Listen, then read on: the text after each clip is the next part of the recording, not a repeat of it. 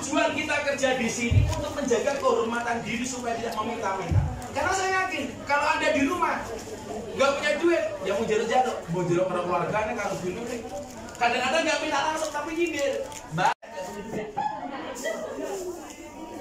lebih terhormat BMI, pahlawan devisa Indonesia.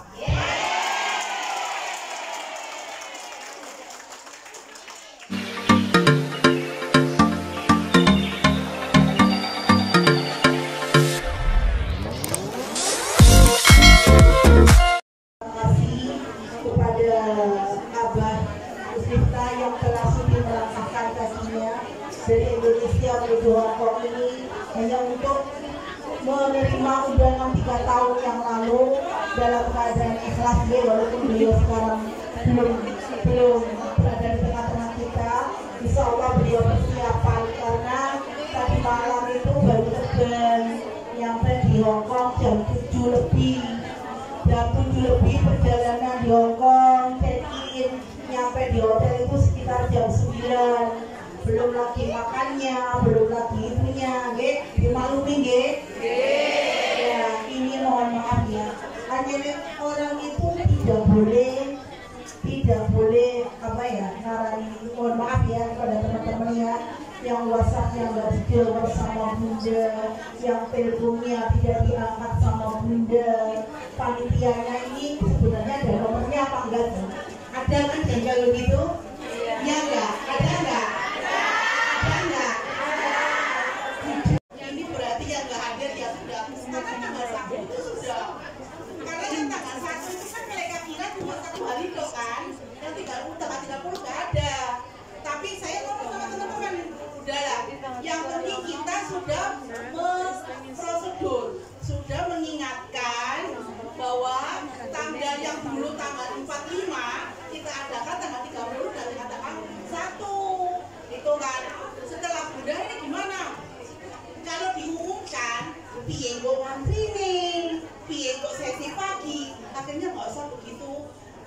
Anak-anak PDP kan gimana bener nggak usah, terus diam-diam aja, yang hadir, yang mau monggo, yang buatan hadir, monggo, saya bilang gitu kan. Ketika ada uploadan saya kira itu, itu sudah meledak, ini 2 sesi. Ketika ada bunda, ini masih kosong loh, kok bisa? Dan terus yang punya tiket itu kemana? Segitu saya nanti kan zolim kan, yang punya tiket sudah beli 3 tahun yang lalu nggak bisa masuk, karena kita menerima yang mempunyai baru tiket. Oke, saya tahu, saya ubah dulu teman-teman ini ya, karena beginilah menjadi panitia. Panitia itu memang gimana ya, tanpa jamaah panitia nggak ada apa-apanya. Tapi ketika jenengan duduk manis ini adalah koordinator juga panitia itu mengumpulkan ya. Jadi ketika bunda itu tidak merespon 4 admin loh ya, direspon 1000 orang. Jadi kalau tanya begini ya, saya kata Mbak Bun, ini dia kurang respect SIK, nanti ada panitia dan sampai nggak boleh terkalkulasi dengan tiketnya itu memang 2020. Kadang sampai ada yang sudah bawa tiket 10 kembali lagi nyelaku panitia, nggak ilok karena memang kita nggak mau buat tiket. Jadi saya mewakili teman-teman panitia, saya pribadi ya, yang tidak bisa, maksudnya itu mohon maaf, yang tidak bisa terus aku ki yo pengian rek, aku yo pembantu, masa mau penggaweane terus sakit lain karena baik kan ganti pengen selesai ya bikin terus sampai BAP DPM saya udah bahkan untung nggak ada itu. Jadi mohon maklum ya, ini nanti kan masih ada 2 kan, ada 2 event yang belum bunda itu kan, Suban sama Habib Sen ya kan, Suban sama Habib Sen. Kalau sudah duit utangnya bunda pada panjenengan itu clear, bunda itu lompat banget, udah gak punya utang lah itu. Saya sama gini, ya Allah panjangan umur saya masih mempunyai utang sama teman gitu loh, walaupun uangnya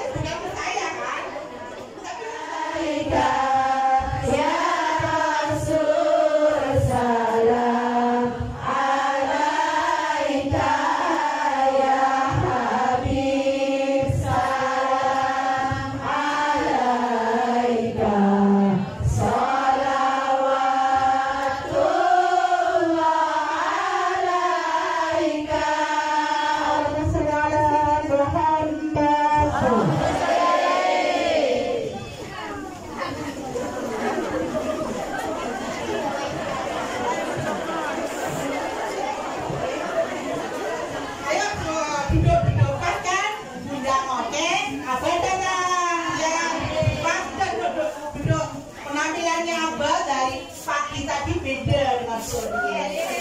Kalau tadi putih, sekarang coklat.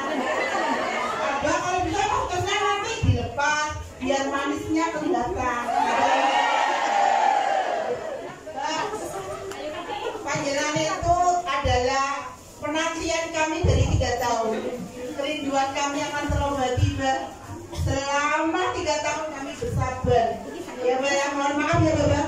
Ya, Pak, karena ketua panitia mengundang panjenengan di kafe. Karena memang di sini itu kita tidak tahu bagaimana kita mencari gedung. Kalau di Indonesia ada pengajian, ada gedung, banyak banget tidak menyewa.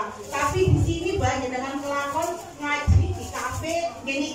Jadi kalau ada yang biasa, Pak, damai dan sabar. Dan di sini bahwa Allah dari 3 tahun dengan pertama kali yang menghadiri acara 3 tahun setelah COVID ya, panjenengan perdana.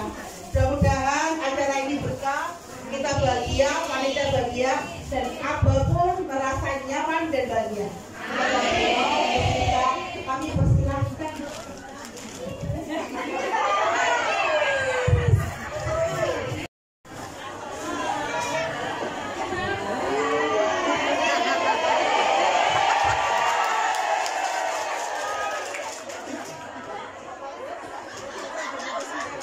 Assalamualaikum warahmatullahi wabarakatuh.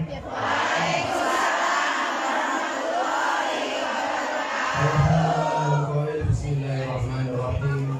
Man amila sholihan min dzakarin aw unsa wa huwa mu'minun falanuhyiyannahu hayatan thayyibah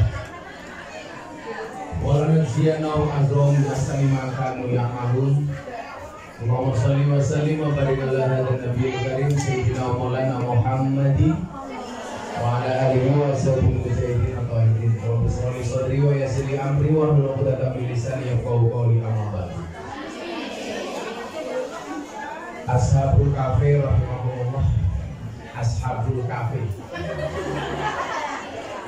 Nama ini kafe. Makan gorengan, minumnya susu. Mantap. Hai Komian, I love you.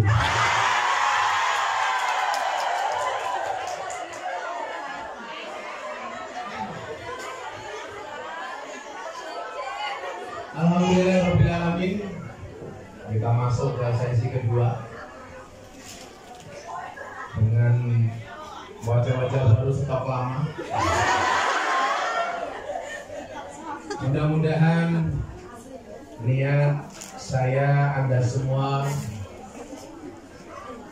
melebur dosa dijabah oleh Allah Subhanahu wa Ta'ala. Dengan silaturahmi ini mudah-mudahan Allah panjangkan umurnya, sehatkan badannya, mudahkan rezekinya, bahagiakan hatinya, pulang Indonesia lunas hutangnya.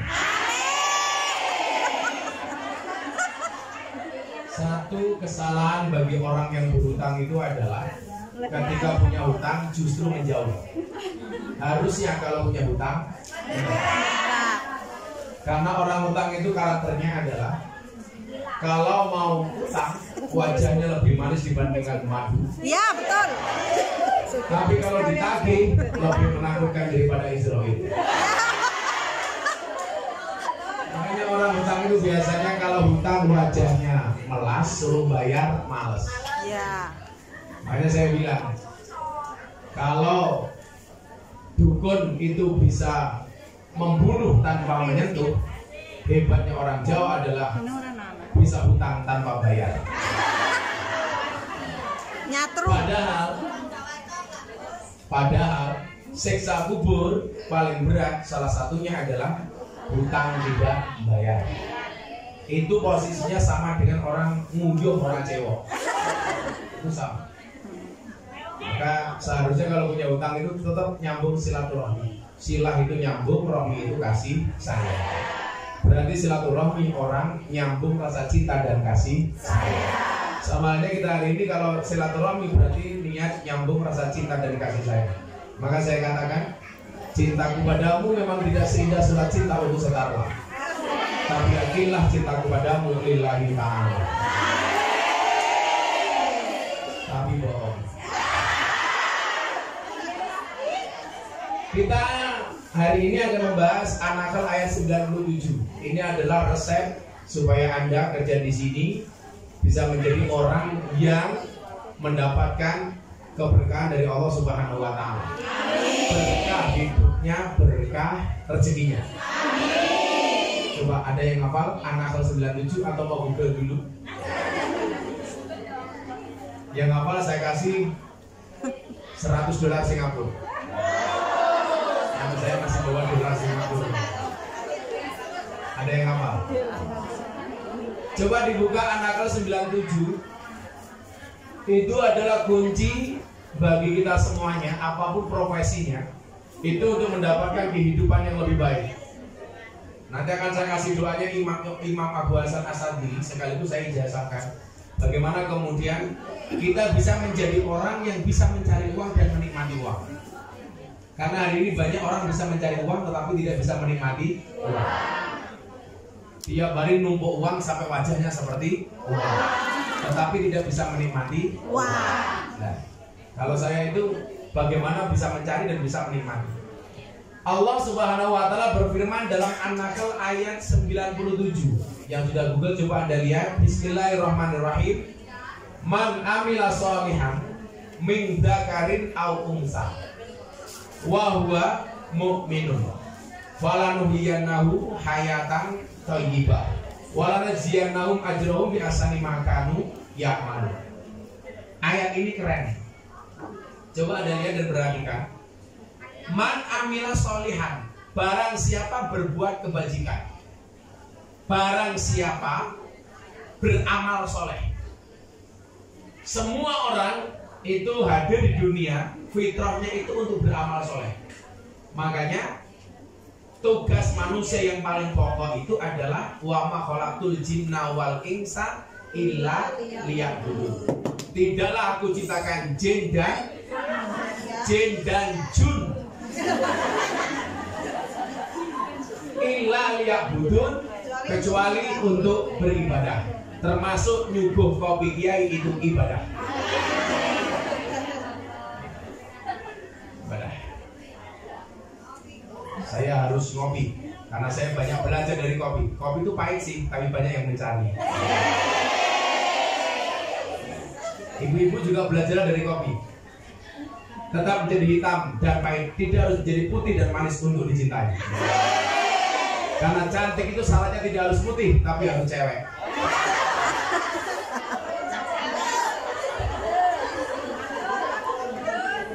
Cantik syaratnya tidak harus putih, tapi harus cewek.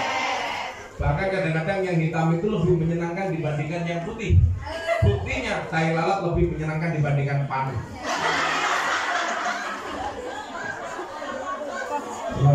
Lebih suka punya tai lalat apa panu?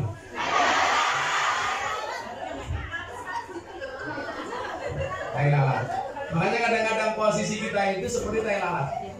Tai lalat itu kalau tempatnya pas, placementnya itu bagus, maka akan menambah keindahan. Betul kan? Contoh dulu kita Purnamasari dikatakan cantik karena punya tai lalat di atas gigi. Itu tai lalat yang beruntung. Ada juga tai lalat yang tidak beruntung. Tai lalat manggonen yang bokong. Hanya kalau kamu ditakdir oleh Allah hanya menjadi kecil dan hitam seperti tai lalat, tapi kalau posisinya pas menyenangkan. Jadi, ini orang itu lah sama putih-putih. Kalau majamu kalau putih malah saya bingung. Ini jadi rai ke papan karambol. Barang siapa beramal soleh. Nah tantangannya begini, ibu-ibu. Mungkin kalau kita ngomong ibadah, Anda beramal soleh di Hong Kong dan di Indonesia, itu kira-kira lebih mudah di Hong Kong atau di Indonesia? Di Indonesia. Kalau Anda di Hong Kong untuk beramal sholat itu kan tantangannya banyak. Mau sholat dilarang sama majikan. Ya betul. Kan tantangannya banyak. Mau makan yang halal kon masak babi. Anda tahu babi itu mengandung apa? Cacing di tanah. Babi itu mengandung anaknya. Lurus itu anakmu. Anda tahu kenapa babi itu jalannya nunduk? Karena malu punya bapak babi. Beda kalau anaknya kijang, anaknya kancil itu larinya mending loncat-loncat. Karena bangga bapaknya bukan babi. Nah, tantangan Anda di Hong Kong untuk beramal soleh itu jauh lebih berat dibandingkan Anda di Indonesia. Contoh untuk bikin pengajian, susah untuk cari tempat. Coba kalau di Indonesia, setiap saat, setiap waktu, dimanapun ada pengajian. Artinya, begitu Anda bisa beramal soleh di Hong Kong, kira-kira mohon maaf, pahalanya lebih besar nggak dibandingkan di Indonesia? Lebih besar. Lebih besar. Lebih besar. Karena tantangannya lebih berat. Nah, amal itu salah satu cara menilai pahalanya besar atau kecil itu juga dilihat dari tantangan. Contoh, berdakwah di lokalisasi sama di masjid, itu tantangannya lebih besar di lokalisasi. Berarti saya meyakini dakwah di lokalisasi pahalanya lebih besar dibandingkan di masjid. Kalau di masjid santai, semuanya berjilbab, nutup aurat. Di lokalisasi tantangannya lebih. Diuji tidak hanya imannya tapi juga ilmunya. Bisa jadi imannya lolos, ilmunya tidak lolos. Karena itu pengajian yang paling menyenangkan sedunia. Ngajinya berpahala, matanya bervitamin. Tapi berawiri ya saudara.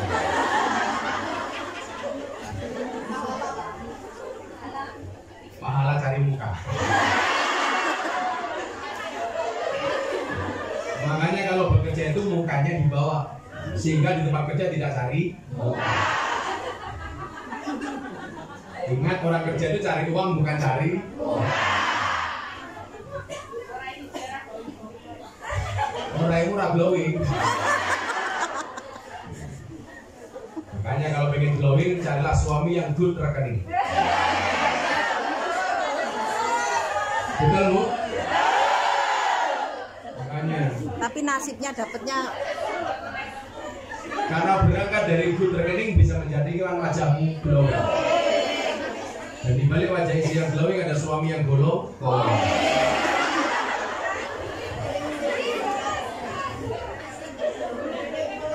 Cowok itu kan sekarang yang dilihat cuma modal sama model. Modalnya ada, modelnya masuk. Nah, siapa? Gus Miftah.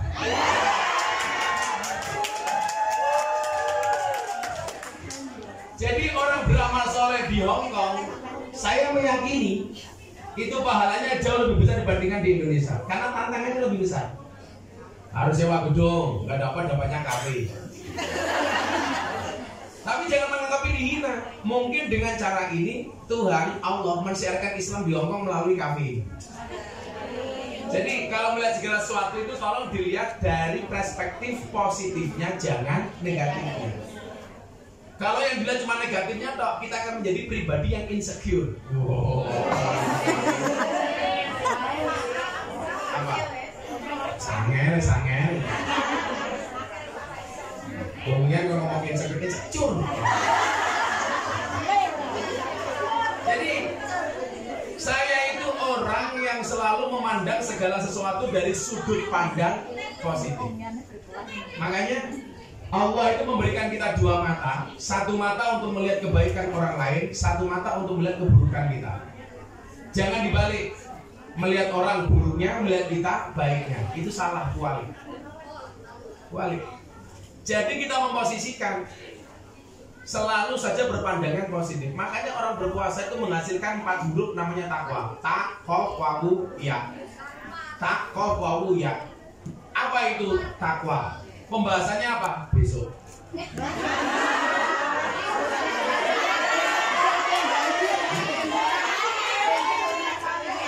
Besok ada apa nih kan? Kasian kan lo. Ini ibu-ibu yang depan pakai gambar kaos Gus Miftah. Saya tahu tujuannya. Biar Selasa dipeluk Gus Miftah.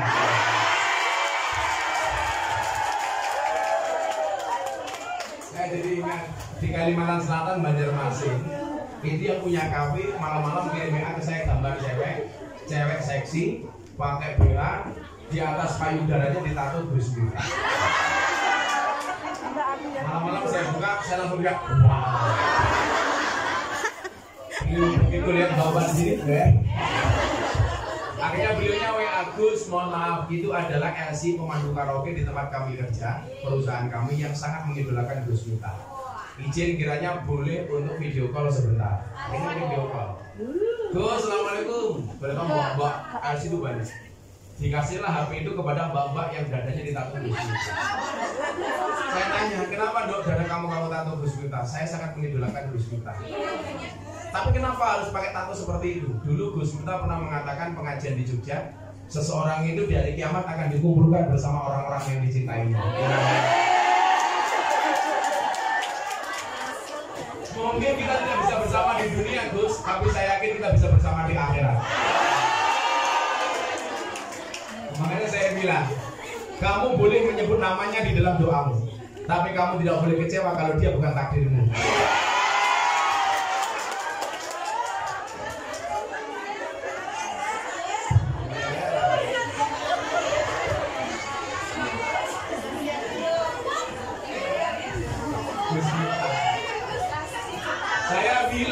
Saya bilang, tato kamu itu bagus dong, tapi salahnya satu. Apa Gus? Kurang turun dikit. Jadi saya termasuk tantangan kita hari ini ngaji di kafe ini. Makanya ada tulisan tuh Happy New Year. Saya nggak asing dengan tempat-tempat seperti ini. Ini namanya puskesmas, pusat kesenangan mas-mas. Tapi insya Allah yang ada sore siang hari ini insya Allah pindah dari surga. Tapi pesan saya satu, serindu-rindunya kamu dengan surga, please jangan berinisiatif untuk menemuinya. Modal. Yang beramal soleh siapa? Diteruskan ayatnya, min dzakarin au unsa, dari laki-laki ataupun perempuan. Ayat ini menegaskan Al-Hujurat 13.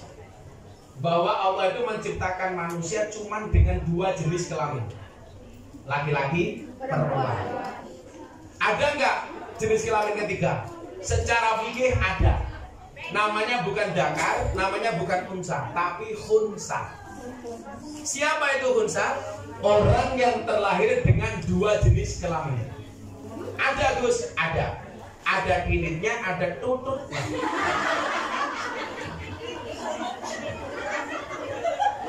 Bagaimana dia menjalani hidupnya tergantung orientasi medis. Begitu dilihat kok mempunyai dua jenis kelamin, kemudian dianalisa secara medis, kok dia punya rahim, berarti dia perempuan. Maka alat kelamin laki-laki dimatikan. Contoh yang paling mutakhir, anggota TNI Andi Mangana. Oh iya. Nah, itu dulu dinyatakan perempuan. Setelah dianalisa medis ternyata dia tidak punya rahim dan gen laki-lakinya jauh lebih dominan dibandingkan perempuan. Maka kemudian melalui pengadilan statusnya dirubah. Nah, bagaimana dengan Banji? Itu bukan khunsa, tapi makhluk jadi-jadian. Artinya makhluk jadi-jadian apa? Sebenarnya laki-laki, tapi berpenampilan seperti perempuan. Itu biasanya karena salah pergaulan. Kalau di Jogja namanya Laura, lanang ora, wedok ora. Kalau di Thailand namanya lady boy. Wajahnya lady, kakinya boy. Beda, kalau tomboy itu beda. Memang ada perempuan yang diciptakan oleh yang mempunyai model tomboy. Tapi bukan berarti penampilan itu merubah kelamin. Makanya kalau ibu-ibu lihat ketika meninggalnya Dorce Gamalama, itu berita yang rame Dorce sama Gus Miftah. Kenapa? Karena saya diminta untuk komentar terhadap wasiatnya Dorce pengen dimandikan secara perempuan, padahal dia laki-laki. Anda tahu siapa nama Dorce yang asli? Debbie Yuliarti Ashadi. Debbie Yuliarti Ashadi. Kemudian menjadi Dorce. Nah, saya bilang Anasu yang mutuna ala ma'asu. Manusia itu dimatikan sebagaimana kebiasaan dia hidup. Kalau dia laki-laki, ya harus dikubur secara laki-laki. Karena ada perbedaan yang sangat signifikan antara laki-laki dan perempuan. Niat sholat jenazah itu beda. Kalau laki-laki yang mati, isim isarahnya hada. Perempuan mati, hadi. Lapisan kain kafannya. Laki-laki lebih tipis dibandingkan perempuan. Perempuan lebih tebal dibandingkan laki-laki. Maka fakta ini membuktikan bahwa perempuan lebih boros dibandingkan laki-laki.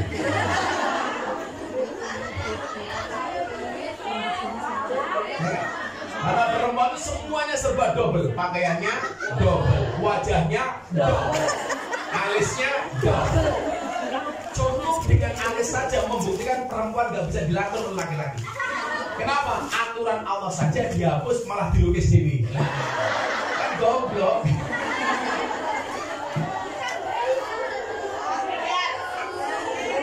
Saya punya teman artis, alisnya dikerok habis.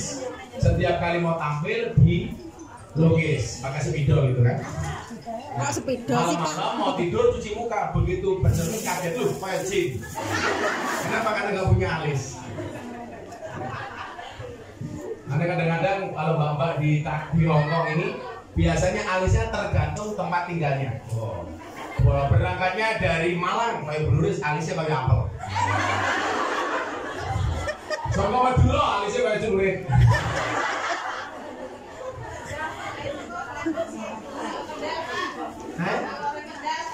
Dari Kendal kayak alas balai ini.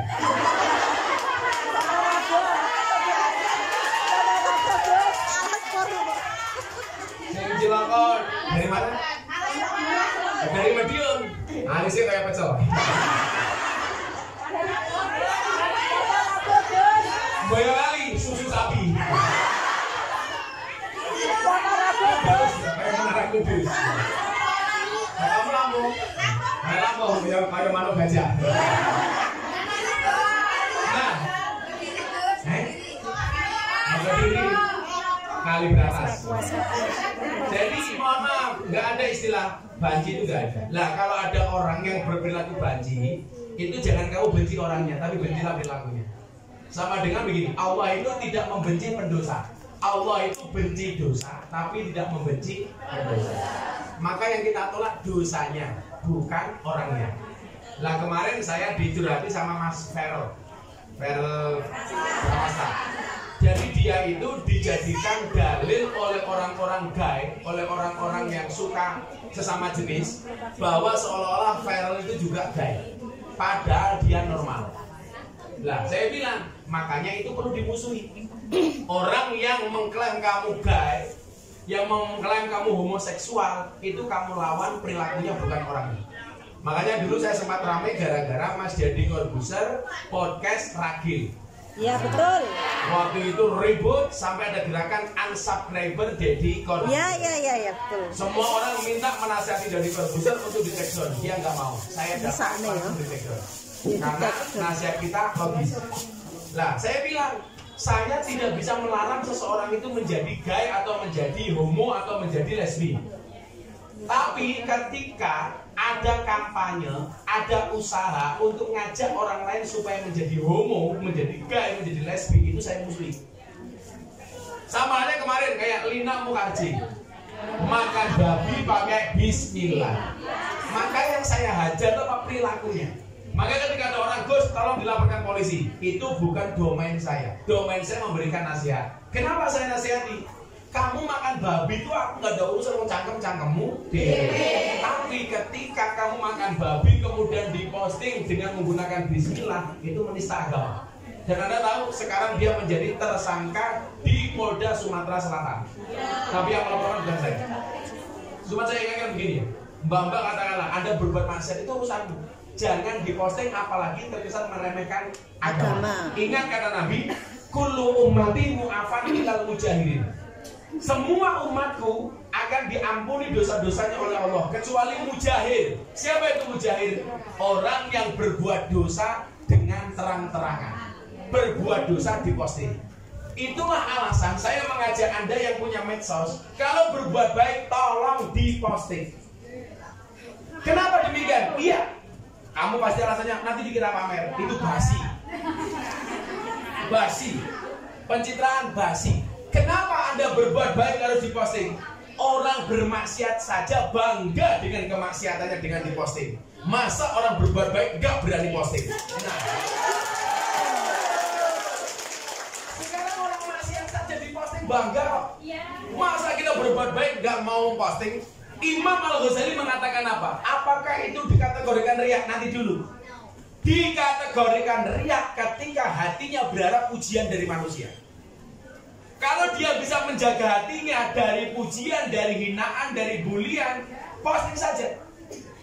Contoh sedekah, apalagi sedekah itu boleh bilail wa nahar, boleh malam, boleh siang. Sirron walania, boleh terang-terangan, boleh tersembunyi. Maka kalau saya sederhana, kalau kamu sedekah, tolong diposting. Tangan kanan memposting, tangan kiri mengajak. Tangan kanan memberi, tangan kiri mengajak. Yang nggak boleh itu kamu bikin status padahal kamu nggak sedekah. Bulan puasa ikut buka puasa di panti asuhan, bikin status membersamai anak yatim buka puasa rasanya adem. Pada nyumbang numpang bubos. Itu yang nggak boleh. Wong ya teko ya. Ya main guyu. Jilbabe ijo.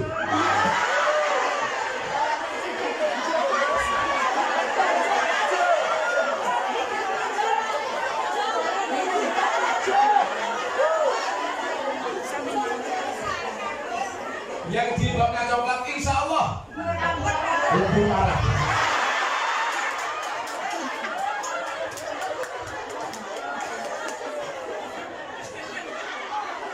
Ini nggak usah malu diposting, posting saja deh. Coba saya mau tanya, fungsi medsos kamu itu apa? Kalau hanya untuk apa, lebih-lebih untuk apa sih? Termasuk bisa kita lakukan adalah dakwah bil medsos kita masing-masing. Contoh kajian bagus diposting, itu bagian dari dakwah. Jadi dakwah itu tidak harus seperti saya ngomong di panggung, tapi bisa menggunakan medsos kita. Sekali lagi saya ulangi, orang bermaksiat saja sekarang bangga dengan postingannya. Coba kamu terima nggak kalau di TikTok yang FYP itu semuanya maksiat? Enggak kan? Makanya kita lawan FYP-nya maksiat dengan FYP-nya kebaikan. Kebaikan yang bisa kita lakukan. Itu bagi saya keren gitu. Jangan kemudian nanti dikira pamer basi. Soalim. Kalau saya posting saja ngapain? Saya sedekah, malah pamer. Aku pamerin matamu itu apa tuh?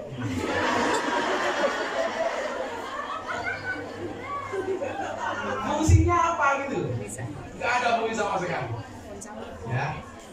Maka barang siapa beramal baik, min dzakarin aw unsa, laki-laki maupun perempuan. Tolong, sekarang orang banyak mengkampanyekan soal LGBT. Anak-anak tolong dilindungi, anak-anakmu tolong dinasihati soal LGBT. Ya, jangan sampai ikut-ikutan. Karena nanti kalau mati malaikatnya bingung. Karena kalau laki-laki mati, Allahumma fir lahu. Perempuan mati, Allahumma fir laha. Banci mati, buha.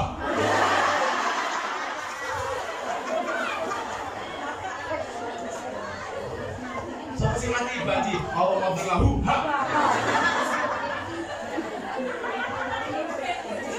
Hati-hati kalau banci nanti yang mati. Tanya malaikat mungkar nakir. Man rabbuka? Kamu nanya.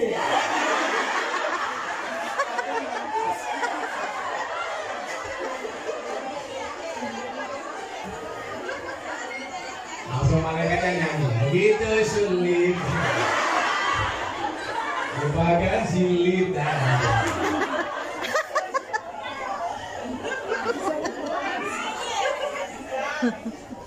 Sekarang gini lah, saya pikir juga mbak-mbak semuanya bisa viral.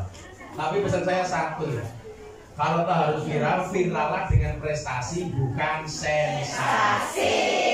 Kalau viral karena sensasi biasanya berakhir di kantor polisi. Sensasi lah, mata sensasi. Saya pulang malam-malam, ya Allah kebaya merah. Ya pas aku dilok bisa gitu. Di kadang-kadang kita punya HP kan ngawur. Ada mbak-mbak berjilbab, bajunya dibuka. Hai guys, susuku gede guys. Pas aku gelok di sana. Ya kan aku jadi ini. Tapi matamu bakal.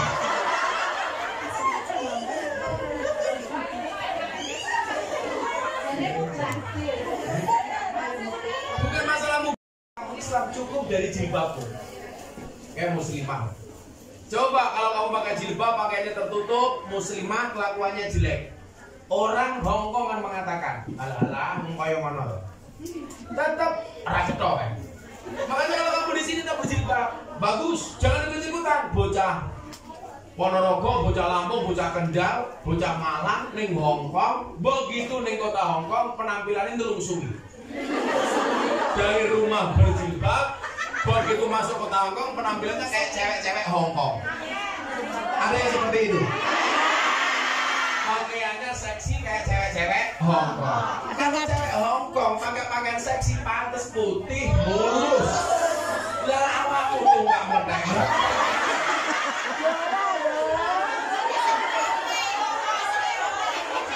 Ono sekrupe. Sisi kan. Aku sisi.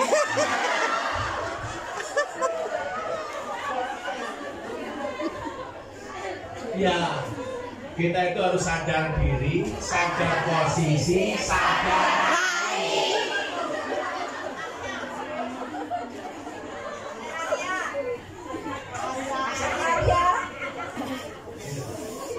Jadi, kayak saya itu penampilan modis ya karena saya sadar bahwa saya itu pengajiannya beda dengan Kiai NU secara keseluruhan. Kiai NU biasanya pengajian di desa, saya masuk ke wilayah yang Kiai NU jarang masuk. Pejabat, selebritis.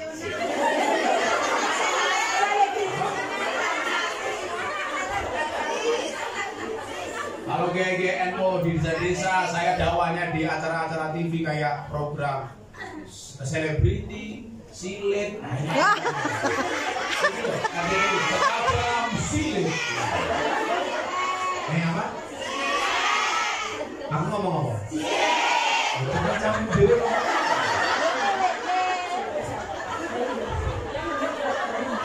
Makanya jangan pernah kehilangan iman. Anda di sini nggak boleh kehilangan iman. Apapun keadaannya nggak boleh iman. Makanya tadi ada pertanyaan, Gus, bagaimana kita sholatnya di kamar mandi? Tetap sholat walaupun di toilet. Kalau kasusnya seperti itu, mohon maaf, tidak harus berpegangan kepada syariat, tapi hakikat. Ya kan? Gak harus berpegangan kepada hukum formal. Iso sholat wis alhamdulillah. Nanti kalau di WC jangan-jangan nggak diterima. Itu bagian dari syak yang dilakukan oleh setan. Syak itu apa? Keraguan-raguan. Wah, aku mau sholat di WC gara-gara ditonton. Mendingan sholat di WC daripada nggak bisa. Kan itu saja pemahamannya. Makanya bukan masalah bersih atau tidaknya, Bu. Tempat kan WC itu dianggap tempat kotor. Makanya kenapa kamu masuk WC doanya minal bubusi wal khaba'is. Makanya ingat, kalau kamu pengen punya anak besok pulang, tolong kalau kelon jangan di WC. Malah mampu-mampuan yang toilet.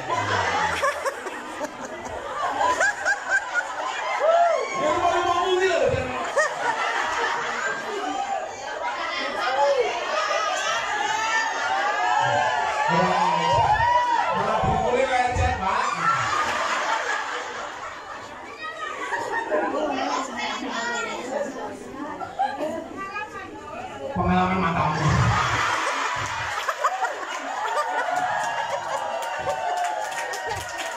Aku jawab apa?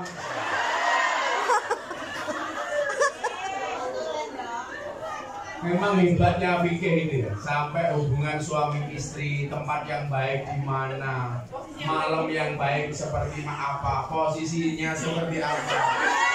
Ini dibahas yuk. Saya nggak berani ngomong itu karena saya khawatir kalau ceramah itu nanti kamu pulang membayangkan aku.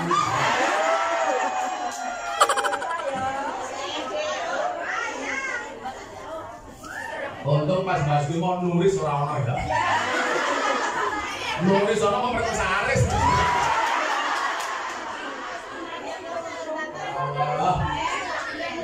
Jadi pandemi kok ketemu. Awak buatan kafe begitu.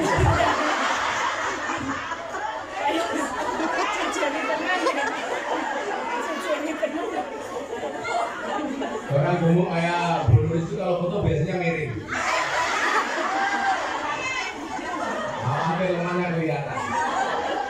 Tapi santai Bu, 100 kg di bumi sama dengan 30 kg di Mars. Itu artinya Anda tidak gemuk, hanya salah planet ya.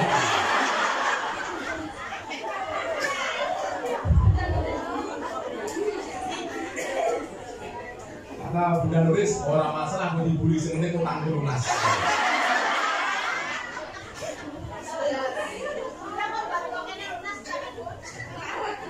Nah, saya nanti akan sampaikan ijazah dari Mbak Maimun. Bagaimana kita mempunyai pekerjaannya menjadi lebih baik dan barokah. Salah satu indikasi kebaikan itu adalah barokah. Nah, kerjamu memberkahi caranya kepi. Saya itu termasuk orang yang mendapat keberkahan dari banyak guru. Makanya kalau Anda pernah lihat YouTube, salah satu yang memberkahi saya itu Maulana Al-Habib Lutfi bin Yahya Pekalongan. Dari saya miskin nggak punya apa-apa, beliau memanggil saya juragan. Tahun 2000 sekian saya nggak punya apa-apa. Setiap kali ketemu dipanggil, juragane teko. Ternyata itu doa. Dan sekarang benar-benar jadi juragan. Itu berangkat dari doa. Saya dulu punya uang 50.000, bingung untuk beli susu anak saya atau untuk salam tempel Abah Lutfi karena saya sholat. Akhirnya saya bilang sama istri saya, Beb, istri saya jawab, iya sayang.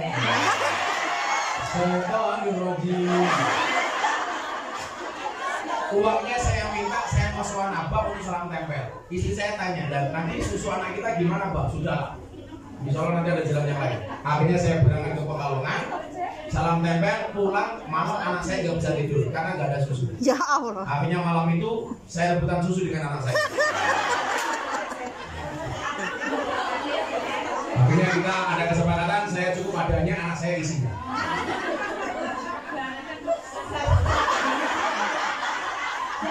Kebangetan gitu. Aku udah minta isinya.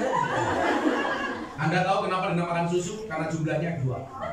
Susu. Kalau 1 su. Kalau 3 su.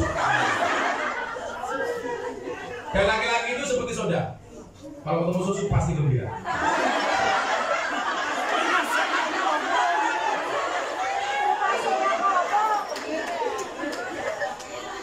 Apa 5 hal supaya pekerjaan kita barokah? Ini penting banget untuk teman-teman di Hong Kong. Yang pertama, supaya pekerjaanmu barokah, jangan mengakhirkan atau menelantarkan atau mengurangi kewajiban. Contoh begini, sholat. Jangan kalau di sini katakanlah nggak bisa di awal waktu, tapi minimal jangan meninggalkan.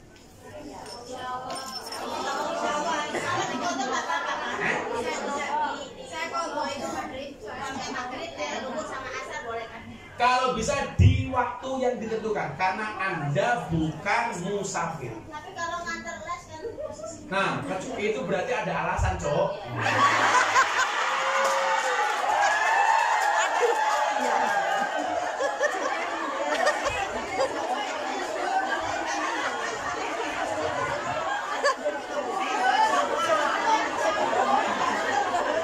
Kalau Anda cuma demo di rumah kok kemudian di jamaah atau di kota itu kan nggak pas. Tapi kalau Anda harus nganter les atau nganter minggat majikan,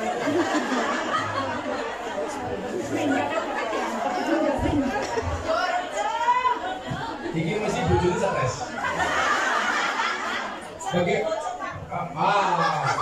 Jangan dia bojo-bojomu stres kok.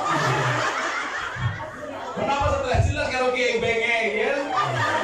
Apa ini kalau bojo nih? Bayarin nyoten pakai tangan kiri. Saya pikir karena apa? Ternyata pakai cincin.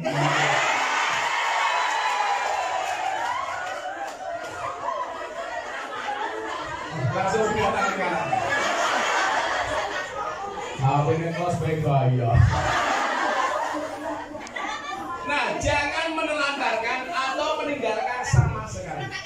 Saya pikir mustahil lah kalau waktu zuhur sama sekali nggak ada waktu itu. Pasti ada waktu istirahat walaupun cuma sebentar. Betul? Jangan cari-cari alasan. Jangan cari-cari alasan untuk meninggalkan, tapi carilah alasan untuk melaksanakan.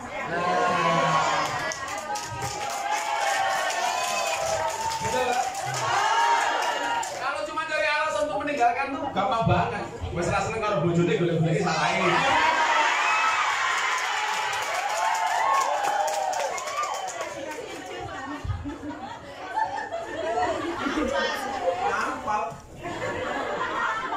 Seperti itulah. Setia.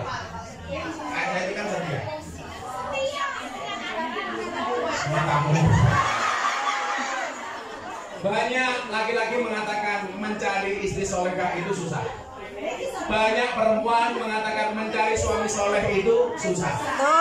Pertanyaannya adalah kenapa sibuk mencari bukan menjadi? Oh no. Namanya Solehah, panggilannya Sol.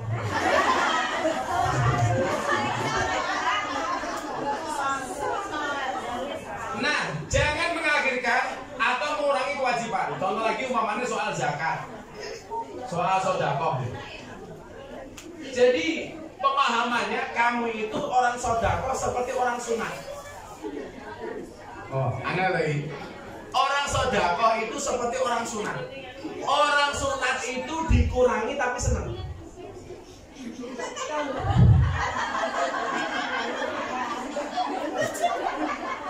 Hei. Orang sedekah itu seperti orang sunat, dikurangi tapi senang. Orang wong sunatnya susah, mesti senang walaupun kelok.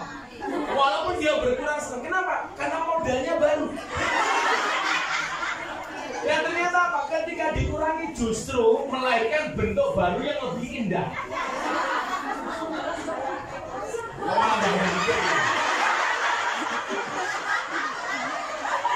Kalau ibu punya anak yang belum sunat, saya sarankan sunatnya di Jepara, Kabupaten Jepara. Bentuknya bagus, ukir-ukiran.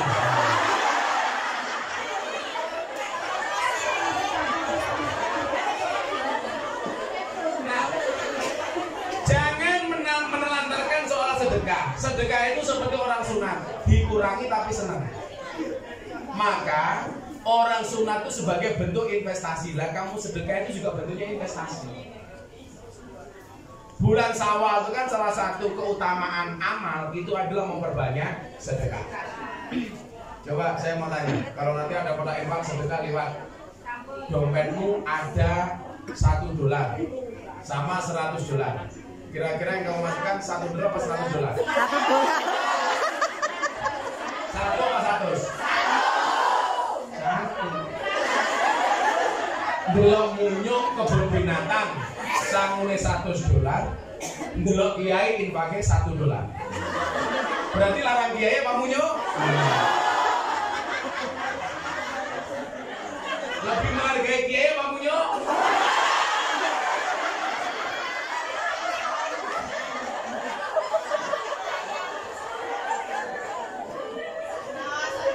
Jadi gini nyok.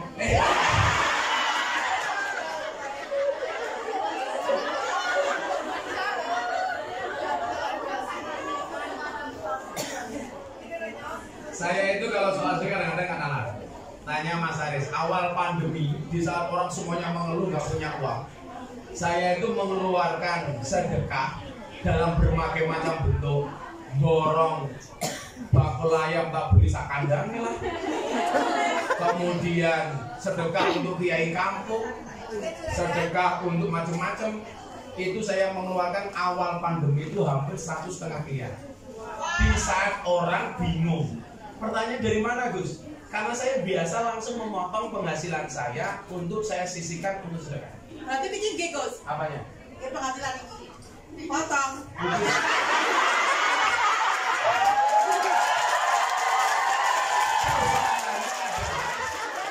Memotong dengan keikhlasan itu berbeda memotong dengan paksaan.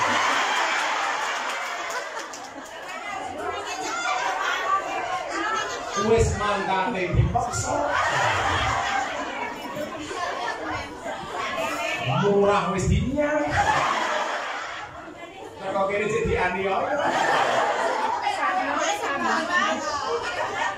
Kembali kita di sesi awal saya bilang, kalau ada orang bercerita tentang sedekah, mindsetnya jangan menjadi penerima. Kapan saya dikasih? Tapi bagaimana saya bisa mencontoh sebagai pemberi?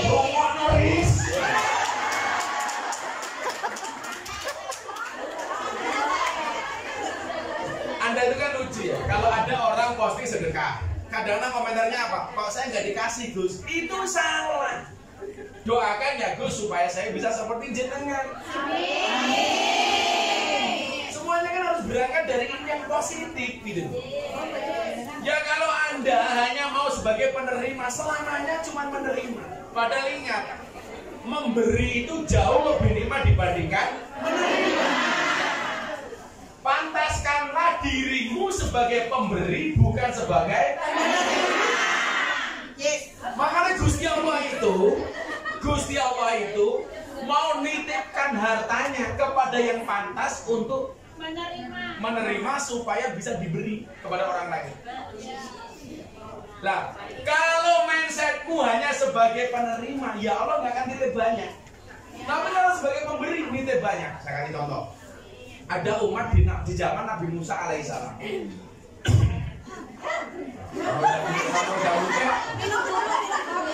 Cilaudo ke baju putih ramo. Terus ini ada dipotong. Kita kasih contoh. Kopinya dingin. Kalau kopi panas harus diminum. Nuris dengerin. Jangan pernah kamu sesali kopimu dingin. Karena ketika kan tidak pernah kau hargai.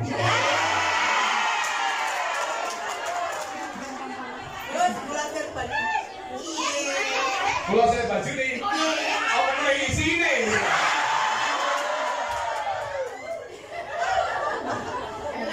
Sing lanang ngotongnya rampung sampai terbukti.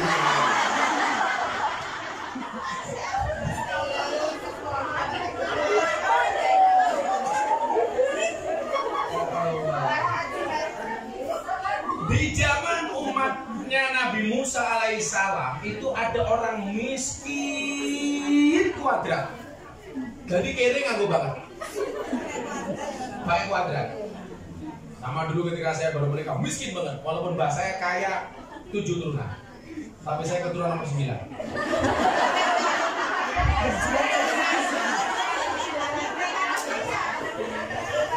Aku bahagia. Akhirnya umat ini matur kepada Nabi Musa. Nabi Musa, yo apa? Mbok tulung jenengan dongake kula men sugih.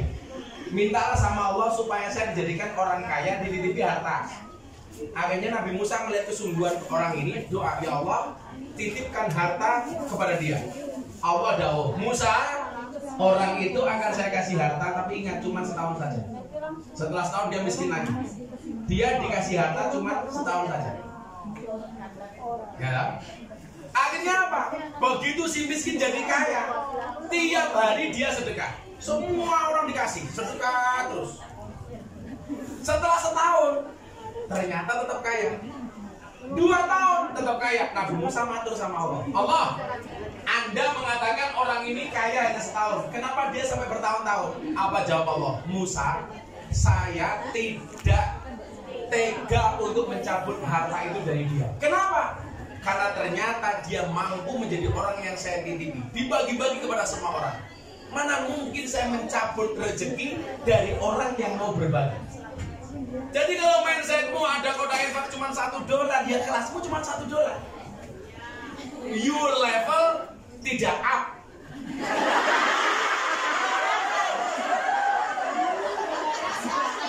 Just one only dollar. If you want more, harusnya apa? Up. $100. Masa sing dolar ngawakmu tok dodone melar. Iya. Kalau you hanya kasih $1, berarti levelmu Allah akan kasih cuma $1. Hak itu. Saya yakin betul itu. Tapi ketika kemudian kamu pengen up bahwa grade-mu ini naik kelas, salah satu indikasinya adalah pemberian. Makanya ketika penghasilanmu itu bertambah, bukan gaya hidupmu yang berubah, tapi sedekahmu yang kamu tambah. Itu baru keren. Ya, sekarang pertanyaannya. Kalau Emang datang, $1 apa $100? 100. Yang tetap jawab $1, saya doakan ya. Segitu memang kelas kamu. Saya nggak bisa memaksa kelasnya seperti itu kok. Nah, saya punya teman mau Hercules, preman terbesar Tanah Abang. Yang kemarin ketika saya nyomasi pengacara yang nuduh saya TPP uang belangkon 900 juta, Hercules saya ajak. Dia preman terbesar di Jakarta, anggota premannya 1 juta orang. Dia pernah satu malam dibacok orang 28 kali. Gelasnya nggak, mohon maaf, darahnya nggak lebih dari 1 gelas. Matanya sudah nggak ada satu, ditembak dari jarak 2 meter, nggak mati. Diganti kelereng. Tangannya yang satu palsu. Ini dianggap preman paling besar se-Indonesia, tidak hanya di Jakarta. Anda tahu kebiasaan dia apa? Setiap hari Senin dia berpuasa sampai hari Kamis. Begitu hari Kamis dia buka puasa ngundang minimal 200 anak yatim. Itu yang dianggap preman loh. Masa kamu kalah sama preman? Dan Anda tahu berkah hidupnya apa? Anaknya semuanya kuliah di luar negeri. Ada 2 di Amerika, Los Angeles, dan di New York. Kemudian yang 2 di Australia.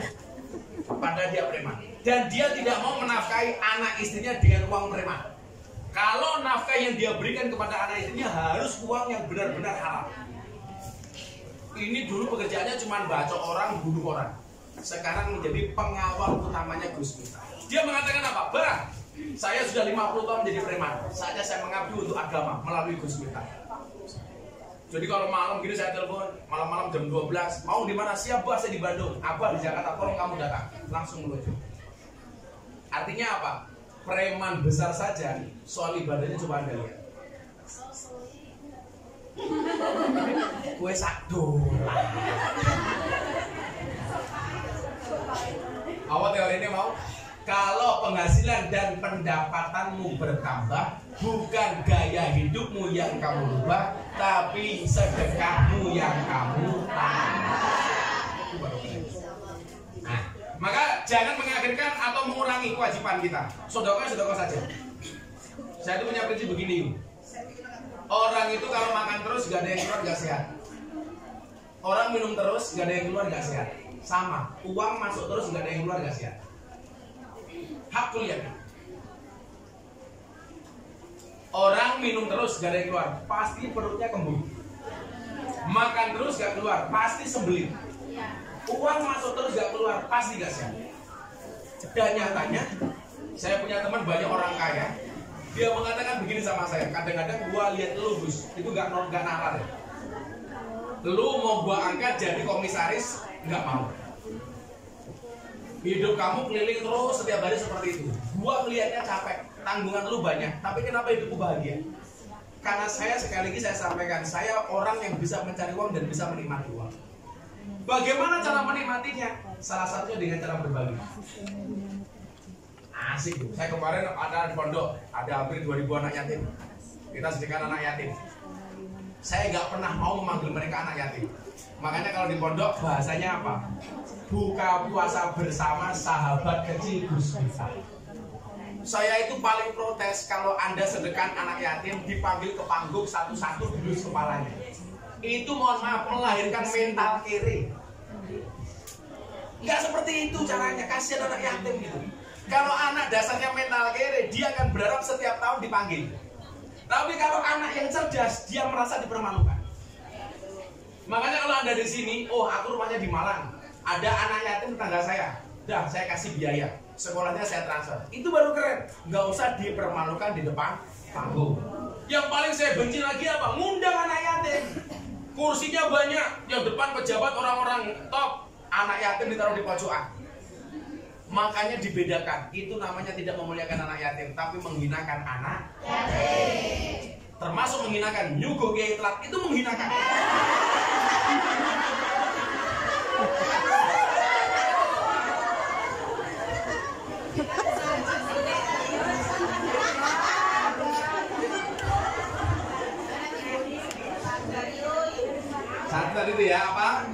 Jangan mengakhirkan atau menelantarkan atau mengurangi kewajiban sholat, zakat dan lain sebagainya karena lebih mementingkan pekerjaan.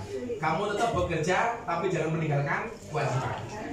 Tadi, waktu sholat ya sholat, zakat ya zakat, poso ya poso. Ya, tapi saya ingatkan, serajin-rajin kamu sholat, tolong sholat maghrib cukup sekali. Jangan bisa ya maghrib.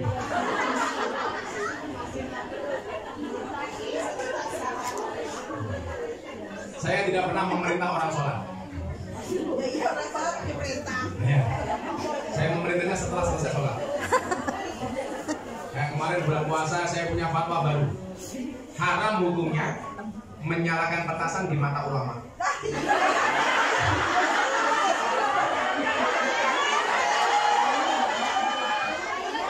Ini jangan goblok matanya. Kayak kemarin di Indonesia ribut Lebaran 2 kali Jumat dan Sabtu. Tapi saya bersyukur baik NU maupun Muhammadiyah mereka sepakat 21 April hari Kartini.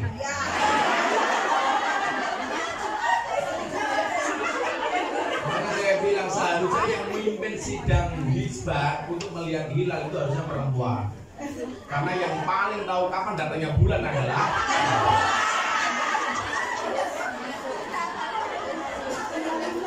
ya Menteri Agama kalau nulis kok. Yang datang bulan nulis kok. Kayak kemarin 17 Agustus saya juga punya fatwa baru. Panjat pinang hukumnya haram. Yang boleh pinang panjat. Dipinang dulu baru di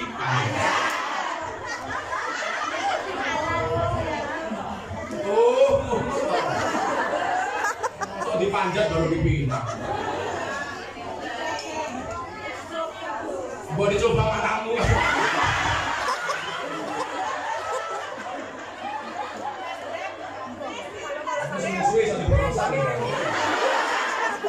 Boleh dicoba. Apa bu? Ibu-ibu lebih suka saya dulu apa berdiri? Itulah perempuan. Bukan orang suka yang berdiri.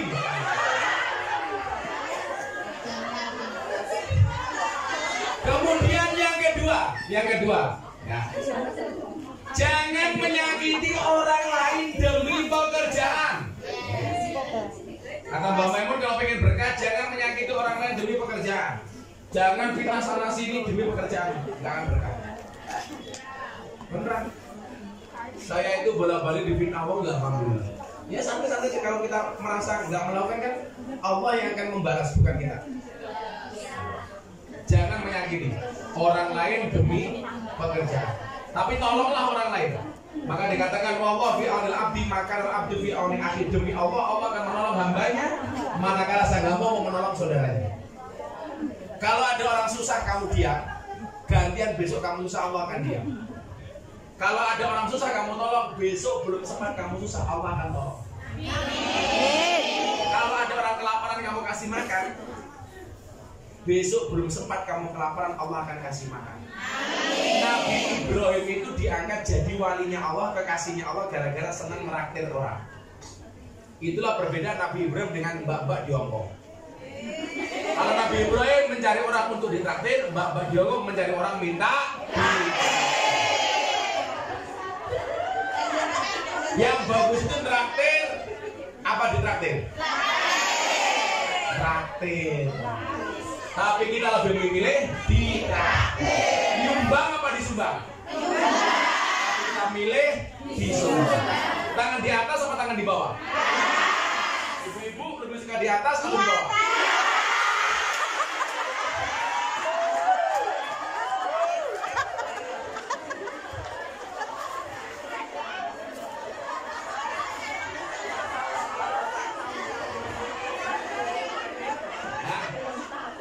Kemudian yang ketiga, nanti saya akan siapkan pertanyaan.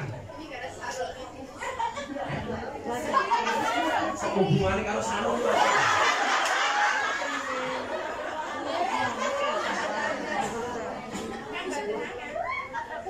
buat kenangan. Pertanyaannya adalah buat kenangan atau buat fantasi?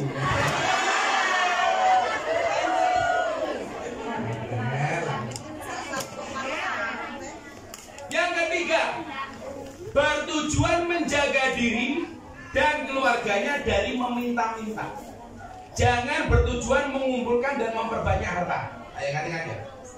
Kenapa kamu kerja di Hong Kong? Tujuannya untuk menjaga dirimu dan keluarga kamu supaya tidak meminta-minta.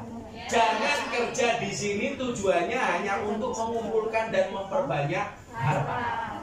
Kui podo-podo kerja nih niate beda. Mbak, kenapa kamu kerja jauh-jauh di Hong Kong? Saya menjaga kehormatan diri dan keluarga saya supaya tidak menjadi peminta-minta. Keren banget. Kenapa kamu jadi Hong Kong? Aku ngumpul duit saya mau kayak ben satu cangkemmu.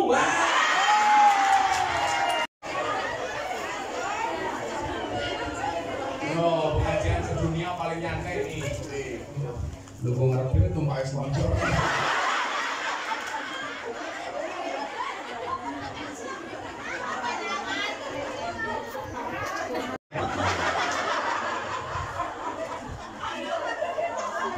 Supaya hidup kamu berkaya ketika ada dia apa? Bertujuan menjaga diri dan keluarganya dari meminta-minta. Jangan bertujuan mengumpulkan dan memperbanyak harta. Bu, saya itu punya teman. Penghasilannya sebulan. Kebahagiaan sejati itu seperti apa? Padahal kalau di Jakarta Utara, Kelapa Gading, mohon maaf, ratusan ruko. Di Bali puluhan vilanya. Mobilnya mewah seperti itu Anda lihat. Kelas Sultan Paris. Dia mengatakan sama saya apa? Kok saya belum menemukan kebahagiaan sejati ya Bu? Seperti apa sih? Jadi dia masih galau terus. Padahal udah usia 60 lebih. Coba bandingkan dengan ibu-ibu. Kan walaupun penghasilan kita tidak sebanyak Sultan Paris, tapi pengajian santai, duduk depan kiai begini.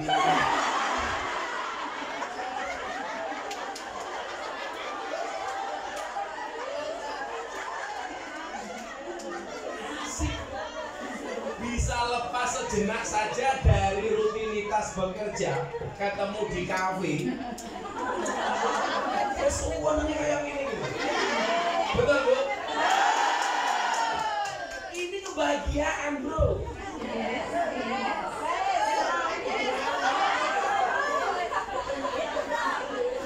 Jadi kalau hanya bertujuan mengumpulkan harta, nggak ada standar kebahagiaan itu diukur dari banyak sedikitnya harta.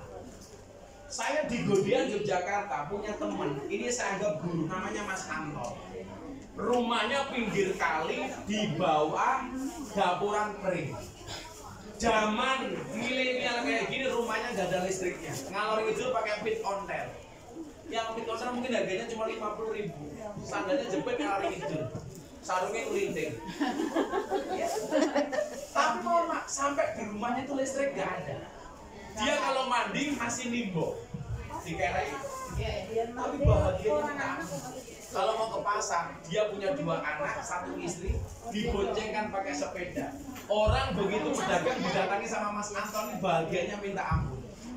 Karena orang yang sangat-sangat sederhana. Maka saya bilang, apa bedanya sederhana dengan miskin? Miskin itu kondisi hidup, sederhana itu gaya hidup. Nah, maka kemudian di Indonesia sekarang banyak pejabat yang kena kasus flexing, pamer. Sekarang lagi musim lebih terhormat BMI, pahlawan devisa Indonesia.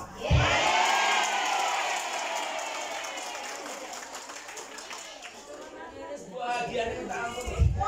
Kemarin ada bilang, Gus mau dukung capres siapa? Ini Gus nawari Gus jadi menteri. Saya nggak pengen jadi menteri. Nah aku jadi menteri tahun 2024, saya sudah tidak bisa membersamai para penguian. Tulis telepon, sorry, menteri dong.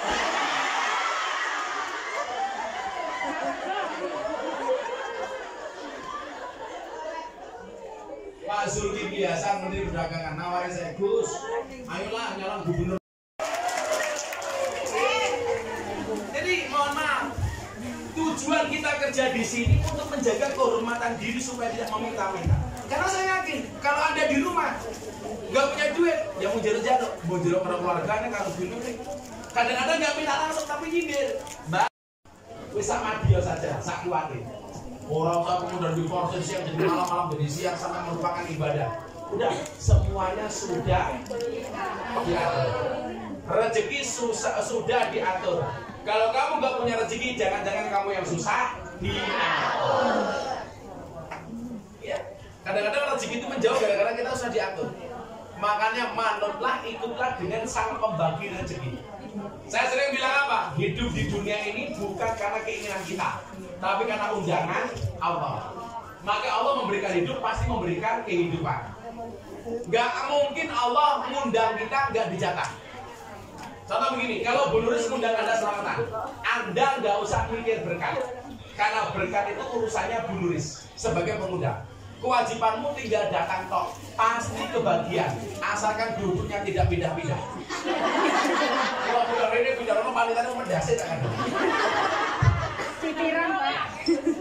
Saya itu cuma diundang sama Bu Nuris, maka kewajiban saya datang. Saya nggak perlu mikir amplop.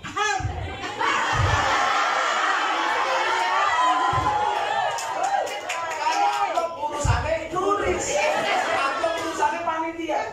Kalau saya melu pikir amplop, malah dibikin saya panitia.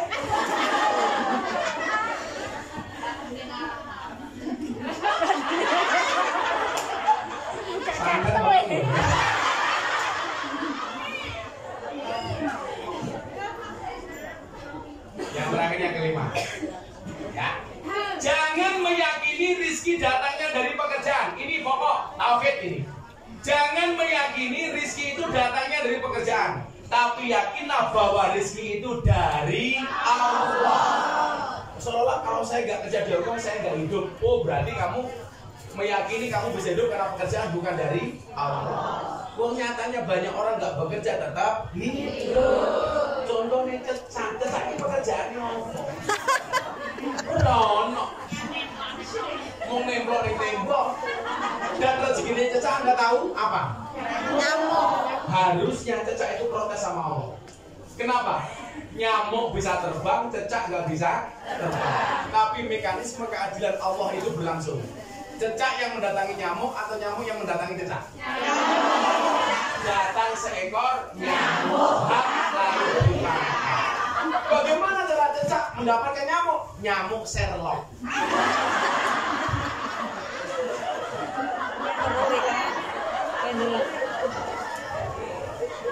Nah, kesalahan Anda ketika bekerja meyakini rezeki itu datangnya dari pekerjaan, padahal rezeki itu datangnya dari Allah. Sedangkan pekerjaan hanya sebagai perantara. Wih, baru keren. Maka yang terjadi kemudian apa? Falalu yanau hayatan thayyibah, maka Allah akan memberikan kehidupan yang baik. Ada pertanyaan saya? Apa selawatan saya? Saya mau ngetes yang hadir, apakah kelasnya cuma $1 atau $100? Kita lihat. Orang-orang itu sudah Singapura ya sini.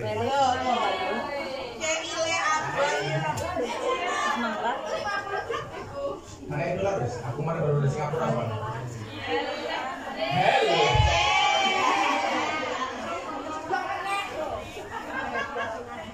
Oh, belum banget. Duitnya mau ganteng ya, duitnya ganteng ya. Kalau satu lah, lo bawa susu. Ya, sampai selawatan yuk. Kita selawat apa? Orang Israel sekalian.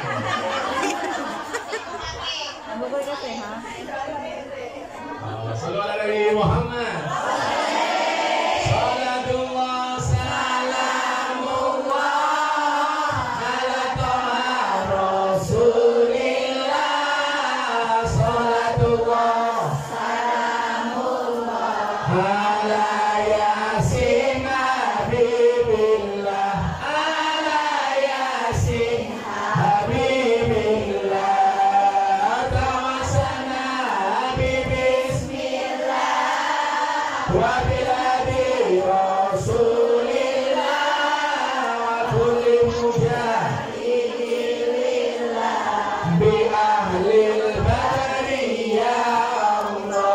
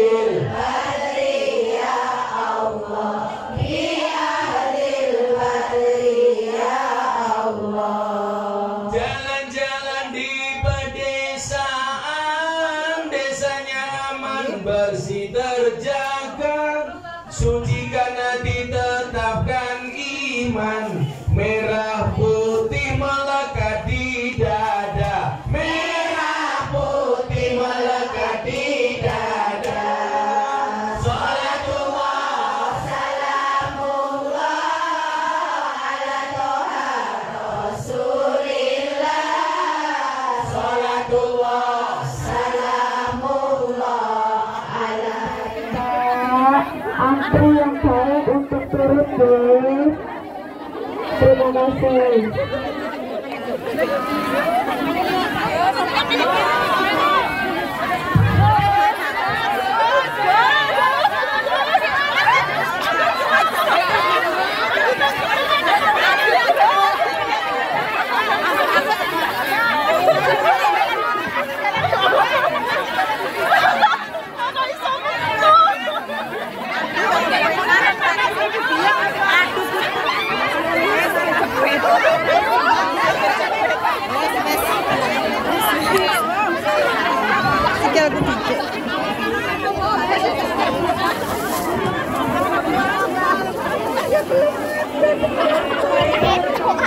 Go!